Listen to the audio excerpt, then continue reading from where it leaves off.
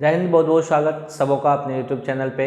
देखिए, हम लोग कल जैन धर्म को डिस्कस किए थे और हमने कहा था कि आज हमारा जो टॉपिक होने वाला है वह बौद्ध धर्म होगा।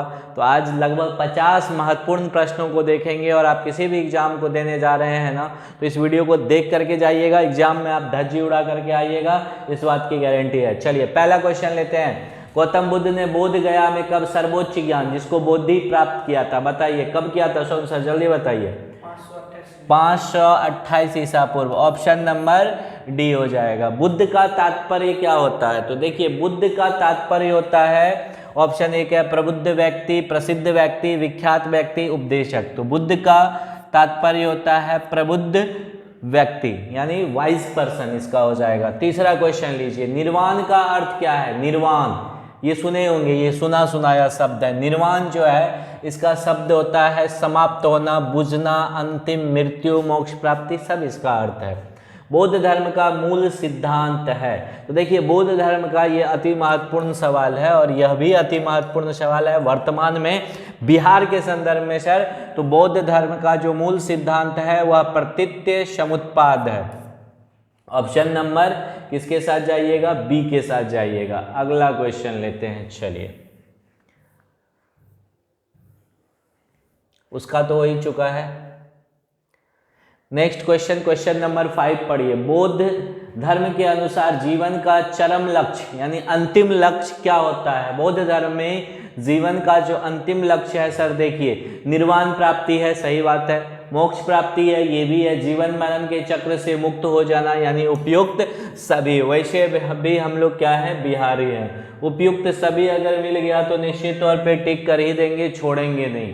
क्वेश्चन नंबर 6 लीजिए। 6 आपके स्क्रीन पे दिख रहा होगा। कहता है बुद्ध के अनुसार दुख निरोध गामिनी प्रतिपदा है। दुख निरोध गामिनी कितना है? दुख निरोध गामिनी प्रतिपदा कुल मिलाकर के उसकी संज्ञा जो है वह क्या है? अष्टांगिक मार्ग है, यानी कुल मिलाकर के 8 मार्ग है सर, 8। अगला क्वेश्चन, 7वां क्वेश्चन, गौतम अथवा सिद्धार्थ, गौतम के बचपन का नाम पूछा जाता है कि महात्मा बुद्ध के बचपन का क्या नाम था? अति महत्वपूर्ण सवाल है, छपने वाला सवाल है। इसमें स्टार लगा लीजिएगा सर, जितना स्टार लगाना हो उतना। सिद्धार्थ कितने वर्ष की आयु में सर्वोच्च ज्ञान बोधि प्राप्त कर बुद्ध बने थे? तो उन्होंने 35 वर्ष की आयु में ज्ञान प्राप्ति किया था। 29 वर्ष की आयु में घर छोड़ा था। उनकी पत्नी का नाम यशोधरा था और पुत्र का नाम राहुल था। ये चीज़ सभी याद रखिएगा कि उन्होंने 29 वर्ष की आयु में घर छोड़ा और 35 वर्ष की आयु में यानी 6 वर्ष लगे थे उनको ज्ञान प्राप्ति में। अगला सवाल, 8वां सवाल आपके स्क्रीन पे ये रहा। गौतम अथवा सिद्धार्थ का जन्म कब कपिलवस्तु? तो एक महत्वपूर्ण बात तो यह भी है, जन्म कहाँ हुआ था सर? कपिलवस्तु के लुम्बिनी नामक ग्राम में हुआ था, जो अभी वर्तमान नेपाल में हुआ था। अति महत्वपूर्ण सवाल है, छपने वाला सवाल है, ये 100% एग्जाम में छपेगा। इसमें जितना स्टार लगाना है लगा लीजिए। कब हुआ था? तो 563 ईसा पूर्व में हुआ था। अति महत्वपूर्ण सवाल एग्जाम के दृष्टिकोण से, बिहार में किसी भी एग्जाम को देने जा रहे हैं, अति महत्वपूर्ण सवाल ये बनेगा। अगला सवाल लीजिए सर, गौतम अर्थात सिद्धार्थ का लालन पालन किसने किया था? तो आपको पता होगा, उनकी मौसी जो थी प्रजापति गौतमी, उन्होंने भगवान बुद्ध, जिनको भगवान का भी दर्जा दिया गया, महात्मा बुद्ध भी कहते हैं, गौतम बुद्ध भी कहते हैं। और बचपन का नाम क्या था सर? सिद्धार्थ था। यह भी छपने वाला सवाल है। उनका लालन पालन किसने किया था? उनकी मौसी प्रजापति गौतमी ने किया था। अति महत्वपूर्ण सवाल, जिसमें हम महत्वपूर्ण कह रहे हैं, पक्का छपेगा एग्जाम में। एग्जाम के बाद बताइएगा। गौतम अथवा सिद्धार्थ का गृह त्याग क्या कहलाता है? अति महत्वपूर्ण सवाल, यह भी काफी महत्वपूर्ण सवाल है कि गृह त्याग को क्या कहते हैं? तो गृह त्याग उनका जो है वह क्या कहलाएगा? महाविनिष्क्रमण कहलाता है उनका गृह त्याग की घटना को। अति महत्वपूर्ण सवाल। दिव्य ज्ञान प्राप्ति के बाद बुद्ध ने सारनाथ में 5 शिष्यों को धर्मोपदेश दिया था। कितने शिष्यों को? यह भी एग्जाम में छपने वाला सवाल है।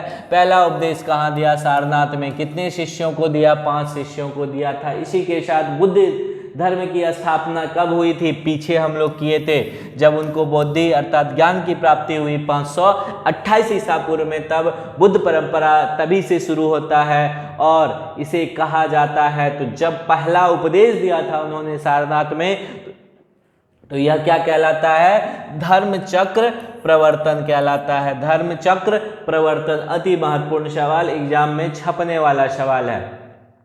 बिहार के बौद्धकालीन गणराज्यों का विस्तृत वर्णन किस बौद्ध ग्रंथ में मिलता है?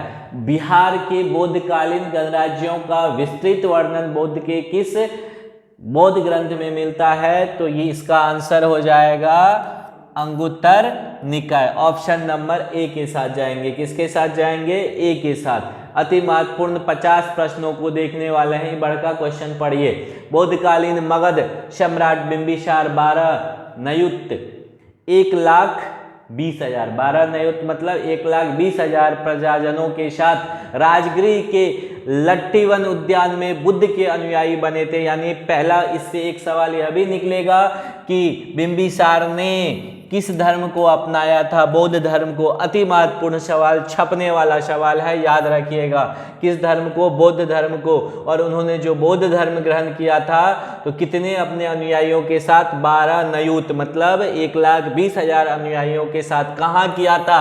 अति महत्वपूर्ण सवाल बनेगा एग्जाम के लिए। राजगृह में किया था। और अगर पूछ दे इसका उल्लेख किस ग्रंथ में मिलता है, बताइए सोनू सर, इसका उल्लेख किस में मिलता है? विनय पिटक में। यानी ऑप्शन नंबर ए के साथ। इसमें जितने बातों को हमने किया है, सर्कल किया है, एग्जाम में छपने वाला सवाल है। कई एग्जाम का अनुभव आपके साथ शेयर कर रहे हैं, इसलिए इसको आप देख करके जाइएगा। अति महत्वपूर्ण बातों को हम लोग डिस्कस कर रहे हैं इस वीडियो में। आगे पढ़िए, क्वेश्चन नंबर 14 को लेते हैं। चलिए ठीक है।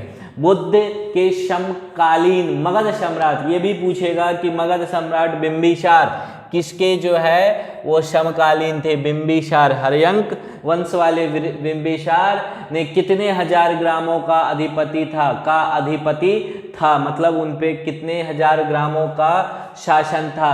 60, 70, 75, 80, तो 80,000 ग्रामों का। बौद्धकालीन मगध की चर्चा कहाँ मिलती है? बताइए, बौद्धकालीन मगध की चर्चा कहाँ मिलती है? तो देखिए सब में मिलता है, अथर्ववेद में भी।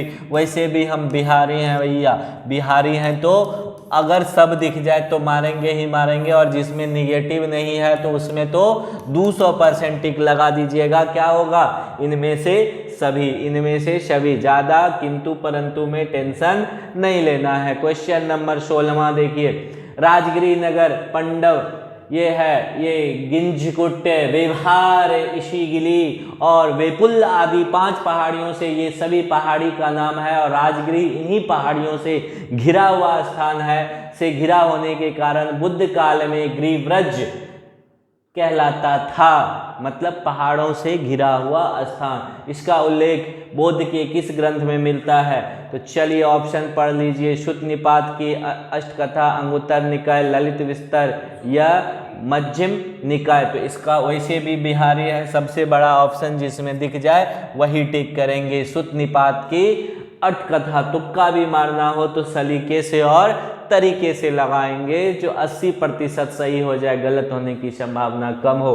अगला सवाल 17 नंबर। बौद्ध धर्म की सबसे प्रमुख विशेषता जिसने इसके प्रचार में सहायता प्रदान की? संघ की स्थापना, अहिंसा पर बल, लोक भाषा का प्रयोग, अष्टांग मार्ग। तो इसका हो जाएगा सर लोक भाषा का प्रयोग। वैसे भी देखिए किसी भी चीज़ का प्रचार प्रसार में जो है ना, भाषा अति महत्वपूर्ण है। आप तो जानते होंगे भाषा कनेक्टिविटी लाता है। और अपने वो पटना वाले खान सर को तो सभी लोग जानते ही हैं। क्या उनकी कनेक्टिविटी कैसे हुई लोगों से, इतना जो लेवल पे वो बढ़ गए और लोगों के साथ एक जुड़ाव। अच्छे व्यक्तित्व हैं, नो डाउट, उनको हम बहुत नज़दीक से जानते हैं। नज़दीक से इन द सेंस वो जहाँ हैं वहाँ के पर्पज से हम बोल रहे हैं। तो उनका लोकप्रियता का सबसे बड़ा कारण क्या है? आप कभी देखिएगा, झांक करके ये एनालिसिस कीजिएगा। उनकी लोक भाषा, उनकी लोक भाषा, क्योंकि लोक भाषा उनको क्या करता है, कनेक्ट करता है लोगों से। और न केवल स्टूडेंट, उनके माता पिता, दादा दादी सब, छोटको बच्चा उनको देखता है, इसीलिए लोक भाषा का वो प्रयोग करते हैं। ऐसा नहीं है कि उनको नहीं आता है हिंदी इंग्लिश, आता है, लेकिन लोक भाषा कनेक्टिविटी लाता है, तो इसलिए वह लोक भाषा। और बौद्ध धर्म में भी लोक भाषा का प्रयोग हुआ था। गौतम बुद्ध वैशाली प्रवास कहाँ किया था? गौतम बुद्ध वैशाली प्रवास, देखिए, अम्बलटिका, कोटीग्राम, लुवग्राम या गिंजकुट, बताइए सोनू सर इसका क्या होगा करेक्ट आंसर? कहाँ? लुवग्राम, यानी ऑप्शन नंबर सी के साथ जाइए, ऑप्शन नंबर सी के साथ। 19 नंबर, बुद्धा भिक्षुनी आम्रपाली ने एक कविता अपनी वृद्धावस्था एवं बुद्ध के सत्य वचनों को प्रतिपादित करती हुई लिखी थी। यह कविता किस पुस्तक में संग्रहित है? थेरी गाथा, सुरुचि जातक, महावस्तु या कथा सरित सागर? बताइए इसका आंसर क्या हो जाएगा Sonu sir? Theri Gatha, option number A. याद रखिएगा, थेरी गाथा किसकी रचना है? किसकी रचना है? आम्रपाली की। अति महत्वपूर्ण सवाल बनेगा एग्जाम में, छपने वाला सवाल। बौद्ध ग्रंथ शतपथ ब्राह्मण, विनय पिटक आदि की रचना कहाँ हुई थी? सारनाथ, बिहार, उज्जैन, ये कलिंग। तो इसका सही आंसर हो जाएगा, भैया हम बिहार वाले हैं, कुछ हो गलत भी हो जाए, बिहार मार के आना है। गंडक नदी का उल्लेख किस बौद्ध ग्रंथ में हुआ है? गंडक नदी का उल्लेख शतपथ ब्राह्मण, पंचविंश ब्राह्मण, विनय पिटक या लक्ष्मी सूत्र? अति महत्वपूर्ण सवाल, छपने वाला ये सवाल है, छाप लीजिए, ये अति महत्वपूर्ण, ये सब चीज़ों पे ध्यान नहीं जाता है। गंडक नदी का उल्लेख शतपथ ब्राह्मण, यानी ऑप्शन नंबर ए में हुआ है। अति महत्वपूर्ण सवाल, बहुत लोगों का ध्यान इस पर नहीं जाता है। चलिए 22वां सवाल, बुद्ध के कथनानुसार बौद्धकालीन राजाओं ने तृष्णा एवं अविद्यानाश निवारण के लिए स्थापित किए थे। मतलब अपनी ये मोह माया, तृष्णा जो थी, इच्छा जो, डिजायर जो था उसको, और अविद्यानाश यानी विद्यानाश निवारण हेतु जो है क्या स्थापित किए थे? तो चलिए ऑप्शन देखिए इसका क्या कहता है आपका। तो समकालीन बौद्ध के समय के राजाओं ने क्या तृष्णा के निवारण के लिए महाविहार, विश्वविद्यालय, संघाराम सभी का स्थापना किया था। ऑप्शन नंबर डी के साथ जाइए। वैशाली के लिच्छवियों ने अविद्या निवारण के लिए कितने संघाराम स्थापित किए थे? अति महत्वपूर्ण सवाल, हालांकि ये छोटे छोटे एग्जाम के लिए नहीं है, लेकिन पीसीएस वगैरह के लिए ये अति महत्वपूर्ण सवाल बनेगा, छपने वाला सवाल, कि लिच्छवियों ने अविद्या निवारण के लिए, मतलब ज्ञान प्राप्ति कह सकते हैं, अज्ञानता को नाश करने के लिए जो संघाराम स्थापित किए थे उनकी संख्या 7707 थे। याद रखिएगा, एग्जाम में छपने वाला सवाल है। अगला सवाल, रुम्मिनदेई किस घटना से संबंधित है? तो रुम्मिनदेई बुद्ध के जन्म से, रुम्मिनदेई बुद्ध के जन्म से संबंधित है। शुद्ध साहित्य किस धर्म से संबंधित है? क्वेश्चन नंबर 25 पढ़िए, शुद्ध साहित्य किस धर्म से? तो वैसे भी हम लोग अभी तो बता ही देंगे बौद्ध धर्म से, लेकिन ये शब्द याद रखिएगा, शुद्ध साहित्य जो है वह बौद्ध धर्म से संबंधित है। किस धर्म से? बौद्ध धर्म से। अति महत्वपूर्ण सवाल, प्रश्न नंबर 26 को पढ़िए। 26वां सवाल देखिए, प्रथम बौद्ध संगीति कहाँ हुई थी? अति महत्वपूर्ण सवाल, छपने वाला सवाल है, बिल्कुल दिमाग में छाप लीजिए, स्क्रीनशॉट लेना है ले लीजिए, पढ़ पाइएगा तो किताब, किसी किताब को पढ़ जाइएगा। सर प्रथम बौद्ध संगीति कहाँ हुई थी? तो प्रथम बौद्ध संगीति राजगीर में हुई थी, वही राजगीर जो राजगीर, और किसके समय में हुई थी अगर बात कर दे तो वही अपने अजातशत्रु के समय में हुई थी। अति महत्वपूर्ण सवाल। द्वितीय बौद्ध संगीति, ये भी छपने वाला सवाल है, द्वितीय बौद्ध संगीति कहाँ हुई थी? पाटलिपुत्र, वैशाली, उज्जैन। तो सही आंसर हो जाएगा वैशाली में हुई थी। और किसके शासनकाल में हुई थी अगर आपसे पूछ दे तो पहला अजातशत्रु और दूसरा कालाशोक के समय हुई थी। अति महत्वपूर्ण सवाल, छपने वाला सवाल है। 28वां सवाल, तृतीय बौद्ध संगीति कहाँ हुई थी? चलिए, सभी बौद्ध संगीति छपेगा, एग्जाम में छपेगा। तृतीय बौद्ध संगीति पाटलिपुत्र में हुई थी, और किसके समय में हुई थी? अशोक के समय में। हालांकि चौथा नहीं दिया है इसमें, चौथा पूछ दे तो कनिष्क के समय में। कहाँ पे? कुंडलग्राम में हुआ था। फिर से सुन लीजिए सर, पहला कहाँ? पहला कहाँ राजगिरी, दूसरा कहाँ वैशाली, तीसरा कहाँ पाटलिपुत्र, चौथा कहाँ कुंडलग्राम। पहला अजातशत्रु के समय, दूसरा कालाशोक, तीसरा अशोक और चौथा कनिष्क के समय में। अगला सवाल लेते हैं सर। प्रथम बौद्ध संगीति मगध सम्राट अजातशत्रु के अभी बताए थे शासनकाल में राजगिरी की सप्तपर्णी गुफा में। अति महत्वपूर्ण बात, खास करके पीसीएस वगैरह में इन चीज़ों पे ध्यान नहीं जाता है। कहाँ हुई थी, किस गुफा वाला ऑप्शन दे दे तो सप्तपर्णी गुफा में हुई थी। इस बौद्ध संगीति के पश्चात किस बौद्ध ग्रंथ की रचना हुई? सूत और विनय पिटक, अभिधर्म पिटक और महाली सूत, महापरिनिर्वाण सूत और लिच्छवी सूत। तो इसका सही आंसर हो जाएगा सूत और विनय पिटक। सूत पिटक और विनय पिटक की रचना हुई थी। अति महत्वपूर्ण सवाल, छपने वाला सवाल। 30वां सवाल लेते हैं। तृतीय बौद्ध संगीति अशोक के शासनकाल में पाटलिपुत्र के अशोकाराम, तृतीय अभी बताए थे सर पाटलिपुत्र, देखिए आ गया। किसके समय में? अशोक के समय में। अभी हम लोगों ने डिस्कस किया था, आ गया। अशोकाराम बिहार में आयोजित हुई थी। इस आयोजन की अध्यक्षता किसने की थी? तो ऑप्शन देखिए, शुभकावी, महाकश्यप, तिष्य और वसुमित्र। तो इसका सही आंसर हो जाएगा तिष्य ने। बताइए सर, अगर ये पहला, दूसरा, तीसरा, पहली का अध्यक्षता किसने किया था? पहला, दूसरा, तीसरा, सबका अध्यक्षता बताइए किसने किया था सोनू सर? पहला, दूसरा, तीसरा, पहला का अध्यक्षता तो देखिए पहला का हो गया महाकश्यप, पहला का सर महाकश्यप याद रखिएगा। दूसरा का हो जाएगा, आपको यहाँ शुभ का भी लिखा हुआ है लेकिन कहीं कहीं शुभ गामी भी रहता है दूसरा का। तीसरा तो अभी हम लोग पढ़े ही ये, और चौथा हो जाएगा वसुमित्र। फिर से सुन लीजिए, पहला महाकश्यप ने पहला बौद्ध संगीति का अध्यक्षता किया था। दूसरा शुभकामी भी मिलेगा आपको कहीं, और शुभकाभी भी, और तीसरा का तिष्य और चौथा का वसुमित्र। अति महत्वपूर्ण, छप जाना चाहिए आज के बाद चीजें आपके दिमाग में। आगे, पाटलिपुत्र में हुई तृतीय बौद्ध संगीति के पश्चात किस बौद्ध ग्रंथ की रचना हुई थी? वही तृतीय बौद्ध संगीति जिसकी अध्यक्षता तिष्य की थी, और वो किसके समय में हुआ था? अशोक के शासनकाल में हुआ था। उसमें पूछ रहा है कि पश्चात बौद्ध ग्रंथ, किस बौद्ध ग्रंथ की रचना हुई थी? अभिधम्म पिटक, विनय पिटक, या फिर सूत पिटक, या ततीयवत सूत? बताइए सोनू सर, इसका आंसर हो जाएगा अभिधम्म पिटक, यानी ऑप्शन नंबर ए, पहला में सूत और विनय पिटक। अति महत्वपूर्ण सवाल। 32वां पढ़िए।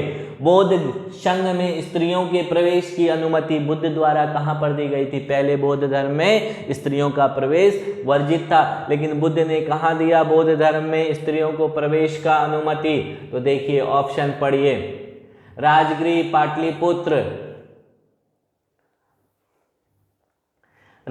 पाटलिपुत्र, सारनाथ या वैशाली? बताइए सोनू सर फटाक से, इसका आंसर क्या हो जाएगा? इसका आंसर हो जाएगा वैशाली के अंदर गौतम बुद्ध ने स्त्रियों को प्रवेश की अनुमति प्रदान की थी। 33वां सवाल। गौतम बुद्ध की शिक्षाएं सर्वप्रथम संकलित की गई थी त्रिपिटक में, निर्यावली सूत्र में, दिग् निकाय में, या महापरिनिर्वाण सूत्र में? बताइए इसका करेक्ट आंसर त्रिपिटक हो जाएगा, त्रिपिटक में। 34वां सवाल। बौद्ध दर्शन के अनुसार कारण एवं कार्य के सिद्धांत को इस प्रकार जाना जाता है। कारण एवं कार्य के सिद्धांत को क्या कहते हैं? प्रतीत्य समुत्पाद कहते हैं, जो बौद्ध धर्म का मूल सिद्धांत था। पहला सवाल, दूसरा सवाल में इस चीज को हम लोग डिस्कस कर चुके हैं। बौद्ध धर्म का हीनयान संप्रदाय, हीनयान और महायान में बट गया था बौद्ध, तो बौद्ध धर्म का हीनयान संप्रदाय विश्वास करता था गौतम बुद्ध एक महामानव है, अवतार नहीं। गौतम बुद्ध भगवान के अवतार हैं, गौतम बुद्ध एक साधारण मानव है, गौतम बुद्ध एक अवतारी पुरुष है। तो जो हीनयान थे वह मानते थे कि गौतम बुद्ध एक महामानव है, अवतार नहीं, लेकिन महायान गौतम बुद्ध को भगवान का अवतार कहते थे कि अवतार हैं। 36वां सवाल।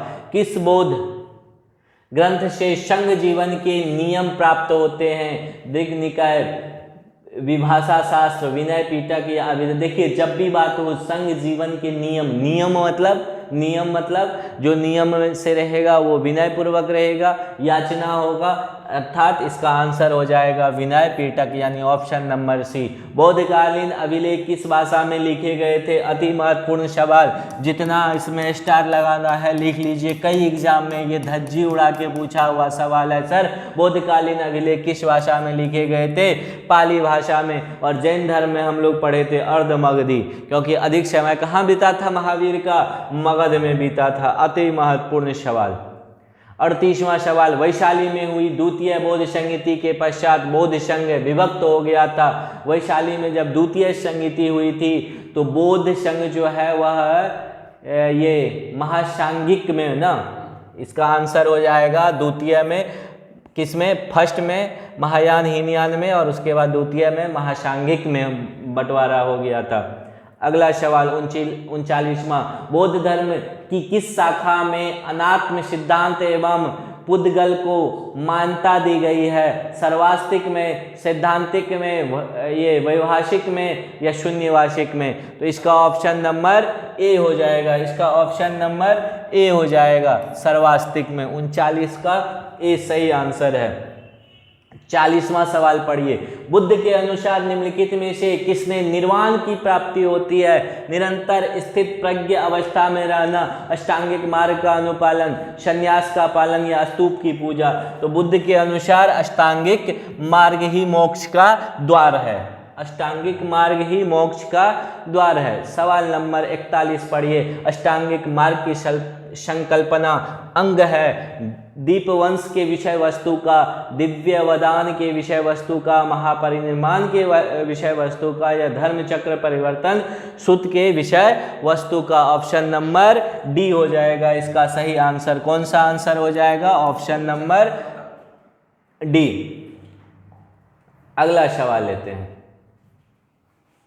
42वां सवाल आपके स्क्रीन पे ये रहा, पढ़िए इस सवाल को। न्यायशास्त्र से संबंधित ग्रंथ तत्व चिंतामणि की रचना कहाँ हुई थी? तत्व चिंतामणि कुछ नहीं बुझाए तो भैया हम बिहार के लोग हैं, बिहार को टिक मार देंगे। Option number c. बुद्धकालीन बिहार के गांवों के समूह कहा जाता था। बुद्धकालीन बिहार के गांवों के समूह को आपन कहते थे, निकाय कहते थे, टोला या अंगुत कहते थे। तो बुद्धकालीन बिहार के गांवों को आपन कहा जाता था। ऑप्शन नंबर ए याद रखिएगा, अति महत्वपूर्ण सवाल। 44वां सवाल लीजिए, बुद्धकालीन बिहार में कितने प्रकार के शिल्प प्रचलित थे? 22, 23, 24, 25, 25 प्रकार के ना, 25 प्रकार के। कितने प्रकार के? 25 प्रकार के। सर अति महत्वपूर्ण छपने वाला सवाल है, याद रखिएगा। कितने प्रकार के? 25 प्रकार के। 45वां सवाल आपके स्क्रीन पे ये रहा, बुद्ध ने विवाह योग बालिकाओं को किस प्रकार का उपदेश दिया था? तो उन्होंने विवाह योग बालिकाओं को कहा था शिल्पी बनने का। शिल्पी बनने का, भिक्षुनी बनने का नहीं कहा था, शिल्पी बनने का किसको? विवाह योग स्त्रियों को उपदेश दिया था। बुद्ध के समय बिहार में बैलों की जोड़ी कितने? बैलों की, याद रखिएगा शब्द है बैलों की जोड़ी, बैलों की जोड़ी हीरा कितने कहापन? प्रचलित मुद्रा, उस समय का प्रचलित मुद्रा को कहा, जो बुद्धकालीन प्रचलित मुद्रा कहापन कहलाता था, में मिलता था। मतलब एक जोड़ी बैल कितने में मिलता था? 21 कहापन, 22 कहापन, 23 कहापन या 24 कहापन? बताइए इस अनुसार इसका करेक्ट आंसर क्या हो जाएगा? 24 कहापन में, यानी ऑप्शन नंबर डी के साथ जाइए। गौतम बुद्ध ने वैशाली में अंतिम वर्षावास किया था, उस वर्षावास की संख्या क्या थी? तो दो अति महत्वपूर्ण बात यहाँ से सर निकल के आती है कि अंतिम वर्षावास कहाँ किया था? वैशाली में, और संख्या क्या थी? 45वां।